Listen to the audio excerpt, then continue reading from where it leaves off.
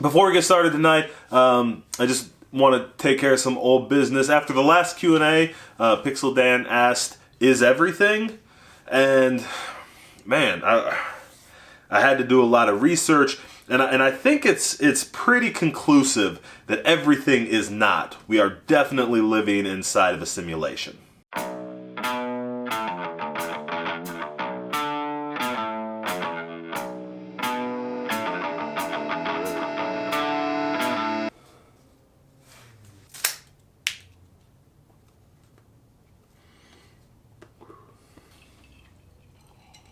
Thank you to everybody who asked questions.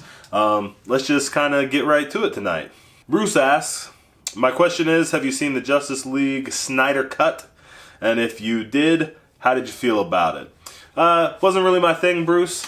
You know, I haven't liked too many of the DC movies. Maybe I'm a Marvel fanboy. You know, for me, the DCs skew kind of grimdark. And that's not really what I'm looking for in my superhero movies. I like the lighter, more fun tone that Marvel tends to go for. The Marvel movies, anyway. That's just me. You know, it was also like 4 hours long, and man, that really put the Snyder Cut behind the 8 ball with me. That's too long for a movie, if it's a movie that I like. Rachel says, hi, first time caller. My question is, what are the symptoms of food poisoning from eating raw ribs? Asking for a friend. Thanks, Barbecue Mama. I assume the same symptoms as food poisoning from other foods. I'm not a doctor.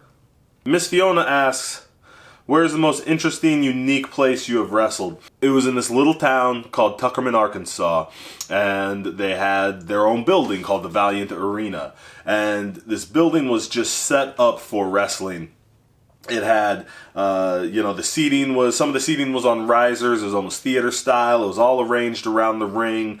The walls were all hung with, you know, pictures of old wrestlers and the guys, you know, autographed pictures of guys who had been in that building, and, you know, pictures from big events from, you know, around the area. And man, as a wrestler, you just walked into this building and it was like it was like walking into wrestling history. It was great. I think Tuckerman had a total population of like 127 people, and they were all there every week. And have I wrestled in front of bigger crowds, and have I wrestled, you know, better guys? Yeah, you know, sure, but I've never quite wrestled anywhere like Tuckerman. Miss Fiona also asks, who is your favorite opponent of all time? So I'm going to have to waffle a little bit on this one, just because I think you'll find with most wrestlers, it's really hard to pick a favorite opponent of all time. You know, most of the guys we end up wrestling, you know, become our good friends, closer than brothers for a lot of us, you know. So to then go and have to, pick a favorite, you know, sometimes it's tough. I don't know that he was my favorite opponent, but Sage Ramsey, when he was young, when he was on his game, him and I just had such good in-ring chemistry. We wrestled a lot in a lot of different places. I don't think we ever had a bad match. We just had the same kind of philosophy and very complementary styles. And man, I always had a good time when I was in the ring with Sage. Timothy asked my favorite match that I've been in and why it was my favorite. Again, that's just as hard to say definitively as with who my favorite opponent was. My favorite matches that I've had recently have been the Attitude Inc. matches against Technicolor Wonderland. Man, talk about, like, you know, just a group of professionals going out there and doing what we're best at. The chemistry between Attitude Inc. and Technicolor Wonderland is a lot of fun. You know, you've got Attitude Inc., these sort of grizzled, bitter veterans, sort of no nonsense, straight ahead. You've got Technicolor Wonderland, who are, you know, a couple of maniacs and, you know, can hang with us, but also just are so outside the box and like to cut up and have fun. It just made for great chemistry, and every match we had was just a barn burner. Timothy also asked my favorite match of all time to sit back and watch. That one's easy. Bret Hart versus Stone Cold at Survivor Series 96. It was Bret Hart's return match and the match they had that led into the famous I Quit match at SummerSlam. I think this match is superior. And Timothy's final question: what's the biggest thing that the indie scene is missing in Central Illinois, and can it still happen? I think the biggest thing that the indie scene is missing is just awareness. The Central Illinois indie scene is the real deal.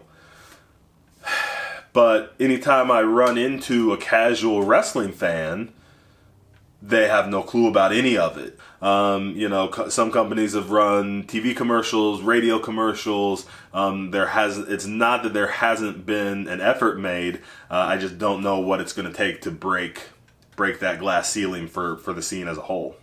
Lucas asks, ranch or blue cheese with buffalo wings? I don't know. I'm not a ranch or a blue cheese guy. Just give me the wings. I like the wings. Referee Scott asks, in your opinion, who is the worst referee you've ever had ref a match? I wouldn't answer that way because I would never throw anybody under the bus like that. I will tell you the time I was the most frustrated with a referee and the time I was the maddest at a referee. The time I was the most frustrated with a referee, I had a brand new ref. It might have been his first match, and he was in my way every single step of that match. He just could not make the right move at any given moment. There was more than once where I had to move him out of the way. It was almost like he was trying to stay in between me and my opponent. That's the most frustrated I've ever been. The maddest I've ever been at a referee. I had a ref who was, and I think he was trying to help. And sometimes, if you have a younger couple of guys in the ring or a more experienced ref, there might be a place where a ref can help guide some guys or help steer the flow of a match. But I had this ref. I was not a new guy. I was well established. I knew exactly what I was doing at the time.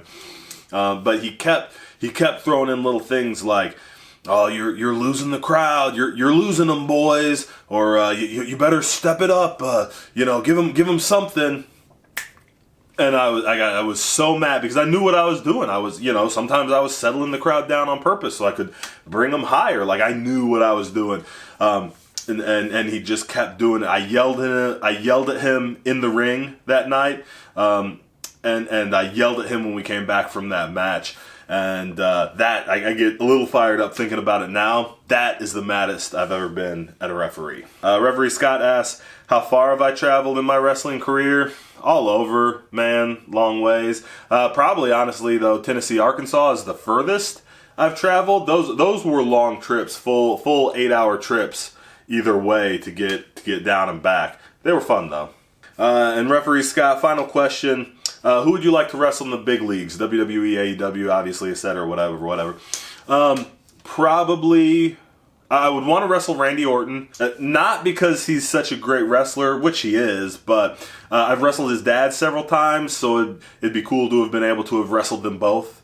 So that's why I would pick Randy Orton. The person I think in the big leagues that I think I would have the best matches with would probably be Sheamus. Sheamus has kind of that smash mouth, in your face style, and I don't necessarily have that style, but I react very well to that style. A lot of Sheamus's matches seem to fit in with my philosophies on wrestling. I feel like him and I would have a real good chemistry just to jump in with both feet from the word go. Finally, Dave asks, who has been my toughest opponent? So I guess that's probably a little different than my favorite opponent, obviously. I'm not even 100% sure how to quantify toughest opponent.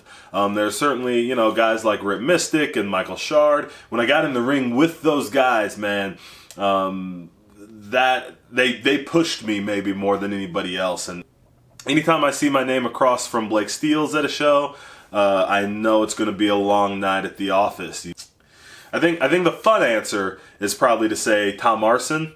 Man, when we were younger, back in the New Midwest days, we had some matches, a Springfield Street Fight, a 2 out of 3 falls match that was like, You know, first fall was a regular match, second fall was no holds barred, third fall was last man standing type of matches, and man, those we paid a heavy toll for those matches, and they were great fun, but they were tough because when you go out there with a guy like that, you just you take the reins off and you just go out there and you swing for the fences.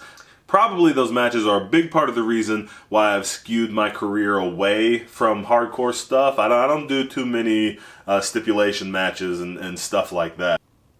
That's all I got for tonight. Thank you to everybody who sent in cues for me to A. I hope you have fun. I hope you learned a little more about me. If anything I said gave you ideas for more questions, make sure and drop them in the comments, and I'll answer them the next time we do a Q&A. So until then, I'm just going to raise this glass to you guys. Thanks for joining me tonight.